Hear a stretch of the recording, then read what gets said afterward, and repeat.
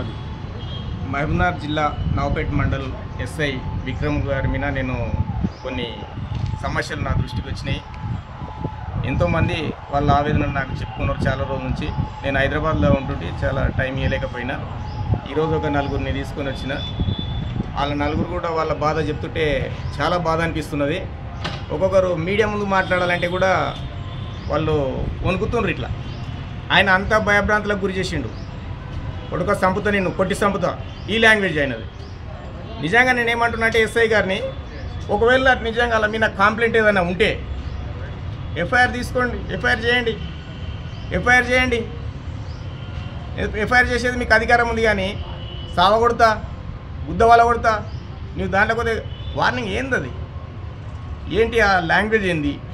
నిజంగానే తప్పు ఉంటే ఊళ్ళో చెప్పరా ఎవరు ఈయన తప్పని? ఆయన మీద ఫిర్యాదు వచ్చిందా నీకు? అట్లా ఫిర్యాదు వస్తే నువ్వు దాని మీద చట్టపరంగా చర్యలు తీసుకోండి. నువ్వు భయభ్రాంతులకు గురి చేయడం ఏంది? బ్లాక్మెయిల్ చేయడం ఏంది? నీది ఎక్కువైంది, చాలా నీది ఎక్కువైంది, నాకు తెలుస్తుంది అనడం ఏంది? ఎవరు అడిగేటోళ్ళు లేరనా? నవపేట మండలంలో ప్రతి లీడర్కు ఆయన నుంచి ఇటువంటి ఎదురైనాయి. ఎవరు చెప్పుకుంటలేరు, ఎందుకంటే విలువ అవుతుందని. ఎవరైనా చెప్పుకుంటే నా విలువ అవుతుందేమో, ఆయన ఇట్లా అన్నాడని నేను చెప్పుకుంటే నా విలువ అవుతుందేమో అనుకుంటుర్రు. కానీ దయచేసి నవపేట మిత్రులారా, నవపేట అందరికీ నేను, ప్రజలకు అందరికీ నేను తెలియజేసేది అంతే, భయపడొద్దు. భయపడితే ఎట్లా? ఒకరేమో ఆయనకు జరిగింది కదా, నాకేం జరగలేదు, నాకేమైంది, నన్నేం అనలేడుగా, నాతోటి మంచిగా ఉన్నాడు కదా అనేది అనుకుంటున్నాడు. ఎస్ఐ విక్రమ్ చేసిన అక్రమాలు ఒక్కొక్కటిగా నేను వెలికితీద్దాం అనుకుంటున్నా. ఆయన దాదాపు 1.5 year అవుతుంది ఇక్కడ జైన్ అయ్యి నవపేట మండల్లో. ఆయన జైన్ అయినప్పటి నుంచి ఎన్ని ఫిర్యాదులు వచ్చినాయి, అందులో ఎన్ని క్రిమినల్ వచ్చినాయి, ఎన్ని సివిల్ వచ్చినాయి, అందులో ఎన్ని దాంట్లో ఈయన ఏలు పెట్టిండు, ఎన్ని అక్రమాలు చేసిండు, ఇసుక డంపింగ్లు ఎన్ని ఉన్నాయి, ఇసుక ఫిల్టర్లు ఎన్ని నడుస్తున్నాయి, అవన్నీ కూడా నేను సమాచారం తీసుకుందాం అనుకుంటున్నా. ఎన్ని కేసులు అయినాయి, ప్రతి దాంట్లో చిన్న దాంట్లో చనిపోయిన దాంట్లో పైసలు తినడం మీనకు అలవాటు. చనిపోయిన బాధలు వాళ్ళు ఉంటే డబ్బులు 50,000 ఇస్తావా, ₹1,00,000 తీసుకున్న వాళ్ళు ఉన్నారు. నా దృష్టికి వచ్చిన వాళ్ళు ₹1,00,000 ఎట్లా అడగకపోతే ఏం చేసేవాళ్ళు? ఏమన్నా అక్రమాలు చేస్తుర్రా? నీలాగా లంచాలు తీసుకుంటురా ఎస్ఐ గారు? నీలాగా ఎస్ఐ ఎవరు అక్రమాలు చేసిన వాళ్ళు లేరు గ్రామీణ ప్రాంతాల్లో. ఒకవేళ ఉంటే చెప్పండి. ఆయనను ఎటువంటి చట్టపరంగా ఎట్లా శిక్షిస్తారో శిక్షించండి. వాళ్ళ దాంట్లో మీరు, వాళ్ళు కష్టార్జితంలో మీరు, వాళ్ళ చెమటను మీరు ₹1,00,000 దోచుకుంటున్నారు. మీకు కాకి డ్రెస్ వేసుకున్నది వాళ్ళు ₹1,00,000 తీసుకోవడానికే? నీకు లాఠీ ఇచ్చింది వాళ్ళ తాన, అమాయకుల దగ్గర, అనగారిన వర్గాల తాన, పేద ప్రజల తాన. రెక్క ఆడితే కానీ డొక్క ఆడని పరిస్థితుల్లో ఉంటారు నవపేట వాళ్ళు. వాళ్ళదేమీ హైవేకి లేదు, బెంగళూరు హైవేకో లేకపోతే సిటీ దగ్గర లేదు, నా మారుమూల ప్రాంతంలో ఉన్నది నవపేట మండల్.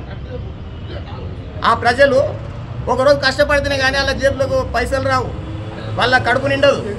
అటువంటి ప్రజల తాన ₹1,00,000 ఎలా తీసుకోగలుగుతున్నావు? నీకు మనసు ఎట్లా ఒప్పుతున్నది?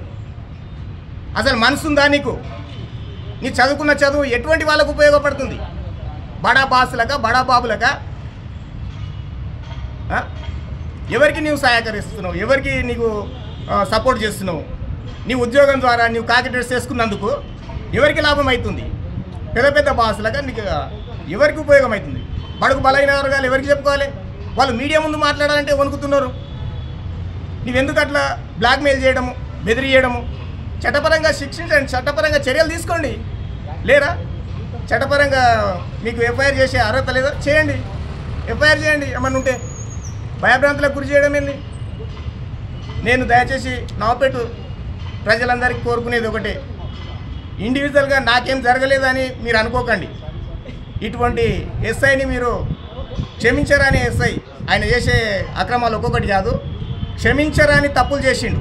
మీరు ఎందుకు క్షమిస్తున్నారో నాకు తెలుస్తలేదు. కానీ బయటికి రాండి ఒకరొకరు. నేనైతే ఈరోజు సమాచారం పెడదామనుకుంటున్నా. ఈరోజు సండే కాబట్టి సమాచారం పెడతలేను. రేపు మండే రోజు నేను పెడతా, సమాచారం తీసుకుంటా. ఎన్ని ఫిర్యాదులు వచ్చినాయో తీసుకుంటా. ప్రతి ఫిర్యాదులో ఈయన మీకు ఏ రకంగా మీకు సహకరించిండు.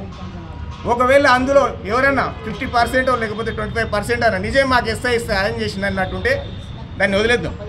కానీ ఒక్కరికి కూడా చేయడు. ఈయన డ్రెస్ వేసుకున్నందుకు, ఆ యూనిఫామ్లో ఉన్నందుకు ఒక్కరికి కూడా అటువంటి చెప్పే అవకాశమే లేదు. ఎందుకంటే నాకు చాలామంది చెప్పారు, అరటి పండ్లు బండ్లు అమ్ముకునేట ఆయనను కొడతాడు ఈయన, పెద్ద మనిషి పోయి. పాపం అరటి పండ్ల బండ్లోళ్ళు వాళ్ళు ₹1000 మాలు పెట్టుకుంటున్నాడా? ఈరోజు అమ్మకపోతే రేపు మురిగిపోతాయి. వానికి అది అమ్మితేనే కూలి వస్తుంది, వాని పిల్లల పిల్లలు బతకాలి. వాళ్ళ మీద ఈయన జులుం కనికరం అనేది లేదు.